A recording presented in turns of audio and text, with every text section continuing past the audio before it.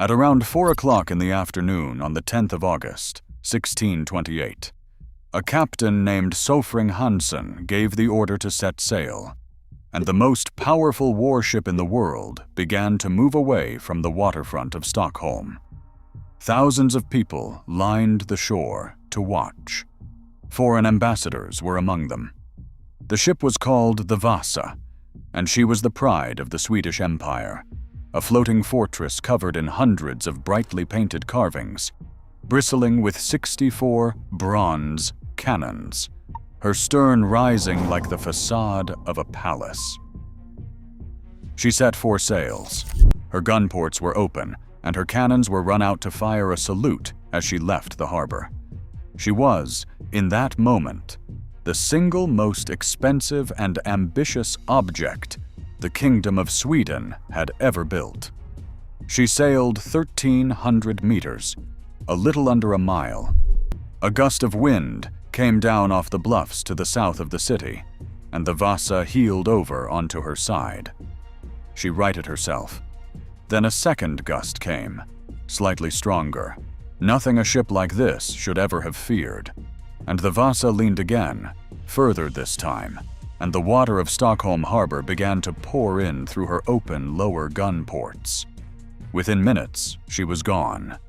The mightiest warship in the world capsized and sank in full view of the crowd that had come to celebrate her, taking around 30 people down with her, less than a mile from the dock she had just left, on a calm summer day, without an enemy anywhere in sight. This is the story of how that happened.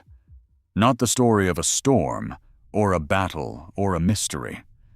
The story of how the most powerful warship in the world was engineered so badly that it sank on a gentle afternoon under almost no wind at all. Why the men who built it knew it would sink and said nothing. And how the same cold water that drowned it preserved it so perfectly that 333 years later, it was raised from the bottom of the harbor almost completely intact. And you can stand in front of it today and look at the exact ship that died in front of that crowd in 1628. To understand why the Vasa sank, you have to understand the king who built her. Gustavus Adolphus of Sweden was one of the most ambitious monarchs in Europe. In the 1620s, Sweden was at war with Poland-Lithuania and rising toward the status of a great power, and the king wanted a navy that would announce that arrival to the world. In January of 1625, he ordered his admiral to contract with a master shipwright named Henrik Heibertsson to build 4 new ships.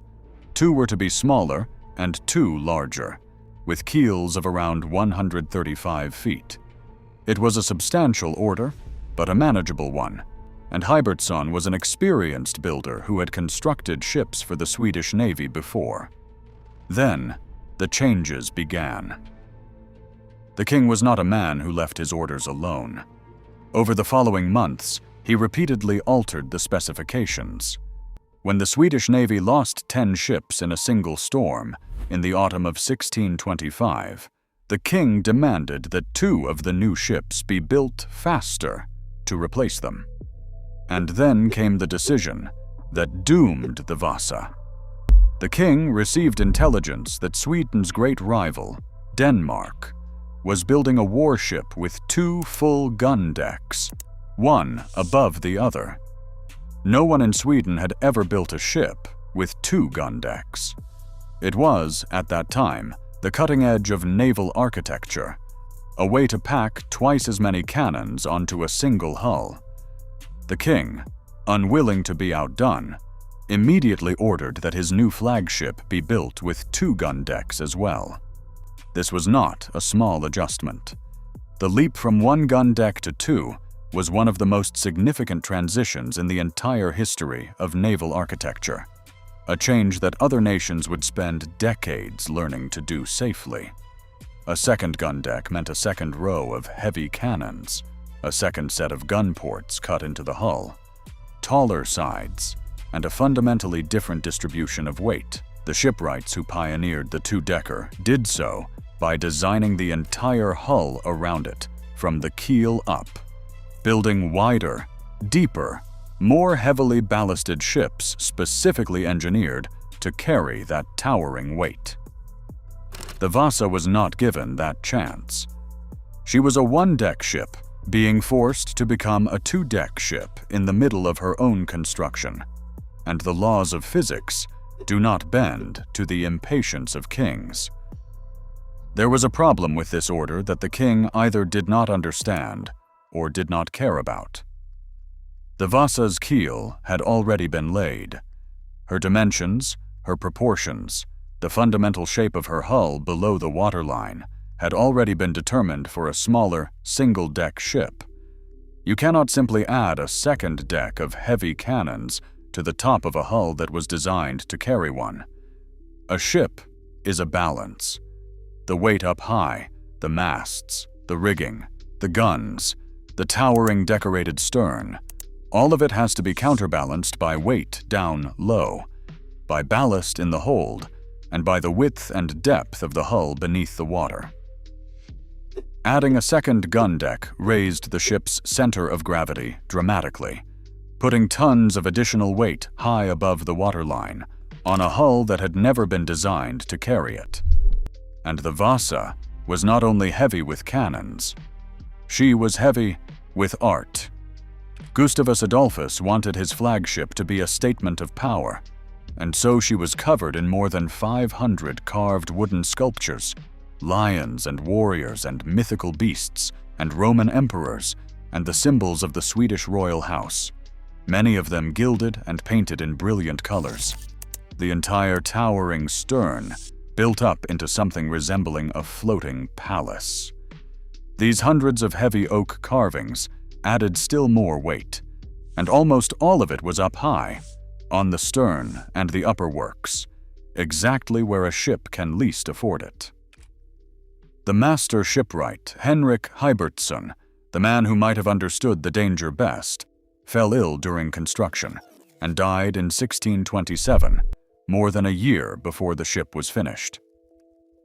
The project passed to his assistant, the man who actually oversaw the completion of the most ambitious ship in Swedish history, was finishing a design he had not originated, built to the shifting demands of a king who had never built a ship in his life, with no master plan to follow, because in that era, ships were often built from tradition and experience rather than from written specifications and calculations.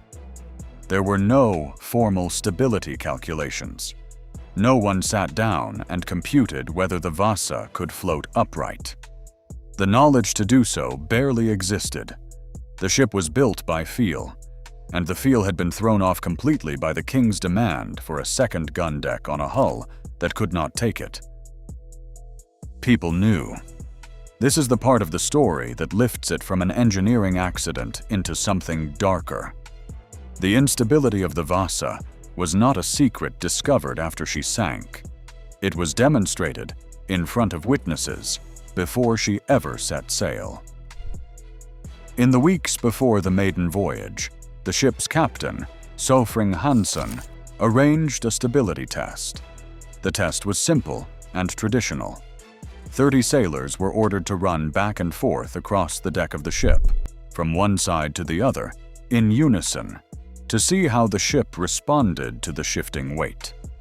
A stable ship would rock gently and settle. The Vasa did not. After the men had run back and forth only 3 times, the ship was heeling so violently from side to side that the test had to be stopped, because the officers present were afraid that if the men kept running, the ship would capsize right there at the dock. The man supervising the test was Admiral Clath Fleming, one of the most important naval officers in Sweden. He watched a warship nearly roll over at her own mooring, with no wind, no sail set, no cargo, simply from 30 men running across her deck. And he did nothing. He did not order the ship rebuilt. He did not postpone the voyage. The reason, as far as historians can reconstruct it, is fear. The king was away at war in Poland, and he was impatient. He had been sending letters demanding to know when his flagship would take up her station. He had personally overseen the ship's design and approved her measurements. To stand up and declare that the king's flagship, the king's personal project, the symbol of the king's empire, was a fatally flawed vessel that could not safely sail, was to risk the king's fury. No one had the political courage to do it. The men who knew the Vasa was a death trap chose to let her sail, rather than tell the king what they had seen. They sent her out, and they sent 30 people to die with her, because they were more afraid of Gustavus Adolphus than they were of the sea. So on the 10th of August, 1628, with her builders dead or silent, and her officers carrying a secret they would not speak, the Vasa set sail. The day was nearly windless. The breeze that caught her was so light that the sailors had to extend the sails by hand to make them fill. One man could hold the sheets, and under that gentle, almost non-existent wind, the most powerful warship in the world heeled over, took water through her open lower gun ports, which sat only about 1.5 meters above the waterline, and sank in minutes. The ballast in her hold, around 120 tons of stone, was nowhere near enough to counterbalance the weight of 2 gun decks, 64 cannons, and 500 sculptures towering above the water. The engineering had been wrong from the moment the king demanded the second deck, and on that calm afternoon, the sea collected on the error. The aftermath was a study in how power protects itself.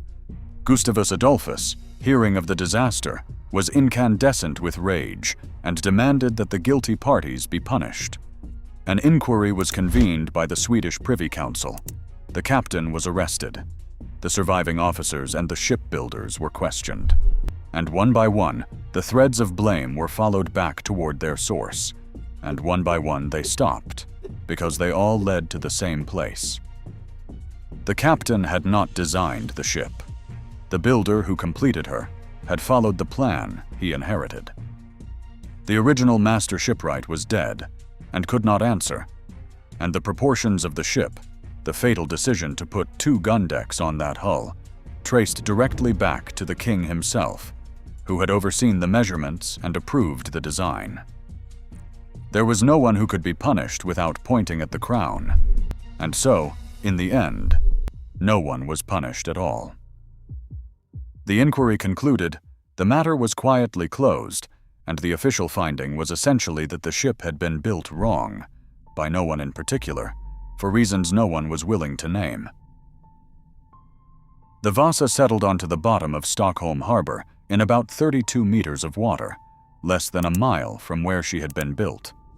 In the years that followed, salvagers using a diving bell managed to recover most of her valuable bronze cannons, an extraordinary feat of 17th century underwater work, hauling the heavy guns up from the deck of a sunken ship in cold, dark water.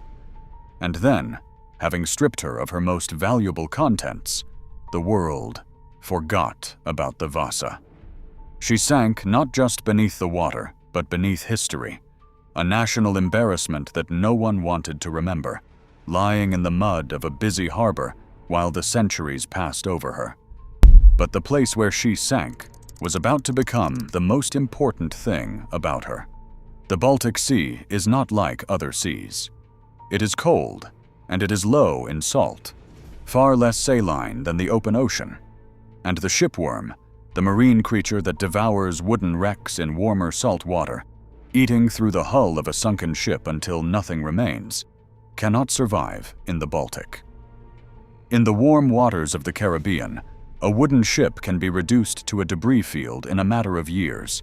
In the cold, oxygen-poor, low-salt water of Stockholm harbor, buried in anaerobic mud, the Vasa simply waited. Her oak held. Her carvings held. Her hull held. The water that had drowned her was the same water that was now preserving her, year after year, decade after decade, century after century. While above her, the city changed, and the empire faded, and the world moved on, and forgot. she was there. In the 1950s, an amateur archaeologist and naval engineer named Anders Franzen became obsessed with finding her.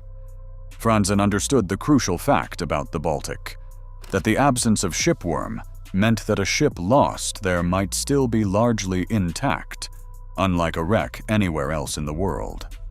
He studied old records, narrowed down the location, and began probing the harbor bottom with a homemade coring device, a weight on a line that could bring up a sample of whatever it struck. In August of 1956, his courier brought up a piece of old black oak. He had found the Vasa. What followed was one of the most ambitious maritime salvage operations ever attempted. Divers working in near total darkness in the cold harbor water spent years tunneling underneath the hull, digging passages through the mud beneath the ship so that steel cables could be passed under her and attached to pontoons floating on the surface. It was brutal, dangerous work, performed largely by feel in water, so murky the divers often could not see their own hands. Once the cables were in place, the pontoons were filled with water. The cables were tightened, and then the water was pumped out of the pontoons, so that as they rose, they lifted the Vasa with them. Stage by stage, over many months, the ship was raised from the deep mud and moved into shallower water, where divers worked for another 18 months to prepare her for the final lift, sealing her gun ports, patching her hull, clearing centuries of mud from her interior. On the 24th of April, 1961, after 333 years on the bottom of the harbor, the Vasa broke the surface of the water. She floated. After more than 3 centuries underwater, the gun ports were sealed and the water was pumped out, and the ship that had sunk on her maiden voyage floated again on her own hull. Around 95 to 98% of the wood was original. She was, and remains, the only largely intact 17th century ship in the world. What came up with her was a window into a single frozen moment in 1628. Because the Vasa had sunk so suddenly, with everyone's possessions still aboard, and because the cold mud had preserved almost everything, the ship was a time capsule of staggering completeness. Inside her hull, and scattered around the wreck site, archaeologists found thousands of artifacts: clothing and shoes, tools and materials for mending, casks and chests of personal belongings, low-denomination copper coins, privately purchased provisions, 6 of her 10 sails, the oldest surviving sails in the world, carpenter's tools laid down where their owners had left them, and they found people. The remains of at least 15 human beings were recovered from in and around the Vasa, the bones of some of the roughly 30 who had drowned when she went down, men and possibly women who had come aboard to celebrate a maiden voyage and instead been trapped below decks as the cold water poured in and the ship rolled over less than a mile from shore.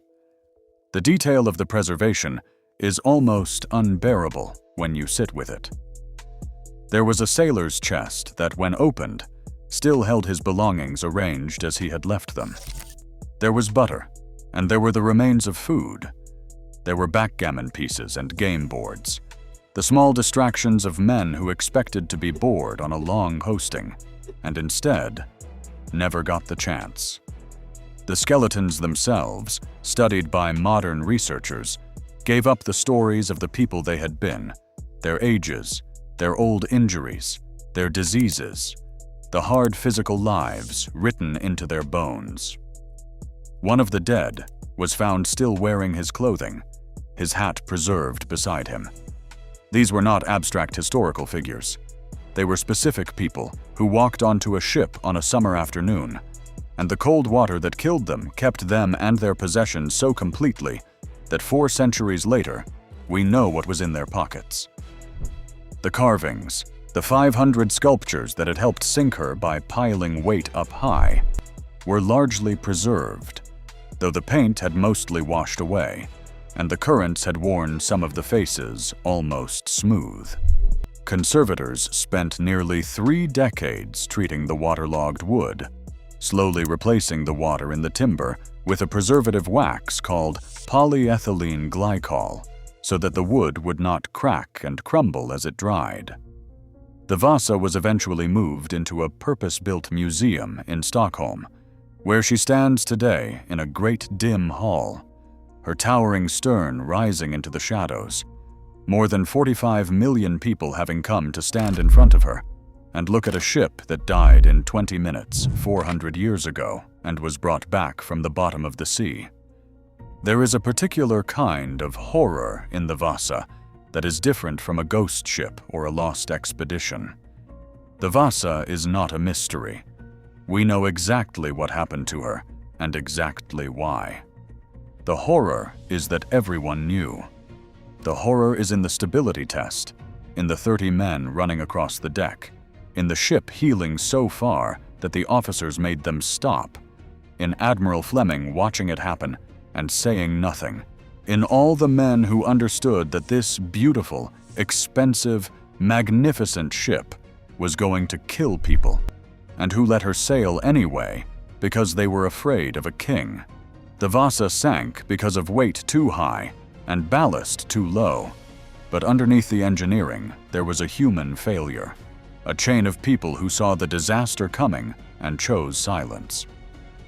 The management world today has a name for it. They call it the Vasa syndrome, and they teach it in business schools as the textbook case of what happens when the people who know the truth are too afraid to say it. 30 people died because of that silence on a calm afternoon in front of a cheering crowd less than a mile from shore. And then, the cold water that killed them held the ship perfectly still for 333 years and handed it back, almost whole, so that we could see exactly what fear and pride had built. The Vasa was meant to be the proof of an empire's power. Instead, she became the most honest object in the world, a warship that tells the truth about why she sank to everyone who comes to look at her, because the sea kept her intact precisely so that she could keep telling it. If you want to hear the stories of what else the sea has taken and never returned, subscribe. There's always another ship that never came home.